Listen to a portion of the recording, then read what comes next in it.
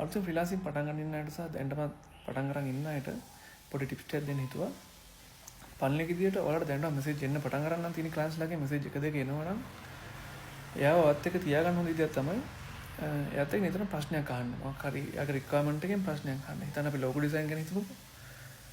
ඔයාහන්න ඔයාලට මොනවද කලර්ස් තියෙනවද? ඔයා කැමති කලර්ස් තියෙනවද? නැත්නම් ඔයාලට ලෝගෝ එකේ අයිකන් එක විතරද ඕනේ? නැත්නම් ලෝගෝ එකේ ෆ්‍රොන්ට් එක විතරද ඕනේ? නැත්නම් අයිකන් එක ෆ්‍රොන්ට් එක දෙකම ඕනද? ඒ වගේ ප්‍රශ්නයක් අහන්න. එතකොට ක්ලයන්ට් එකට පොඩි කොන්ෆිඩන්ස් එකක් ඔයා සර්විස් එක ගැන හොඳට දන්නවා. ඒකෙන් ක්ලයන්ට් වෙන කෙනෙක් ගාන මෙසේජ් කරන්න යන්නේකුත් නැහැ. සමහරවිට ඔයාගේම සර්විස් එක ගන්න එයා පෙළඹෙයි.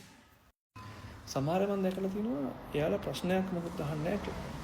ක්ලයන්ට් අහන ප්‍රශ්නෙට උත්තර දීලා පාඩු හිටියම ක්ලයන්ට් උතර එන්ගේජ් වෙන්නේ නැහැ වත් එක්ක. එතකොට ක්ලයන්ට්ට කොන්ෆිඩන්ස් නැහැ වත් එක්ක වැඩ කරන්න. ඒක නිසා හැම වෙලෙම ප්‍රශ්නයක් අහන්න බලන්න. ප්‍රශ්නයක් අහලා එයා ඕඩර් එකට දාන තැනකට ඔයාලට කතා කරගන්න පුළුවන් ඒක. එතකොට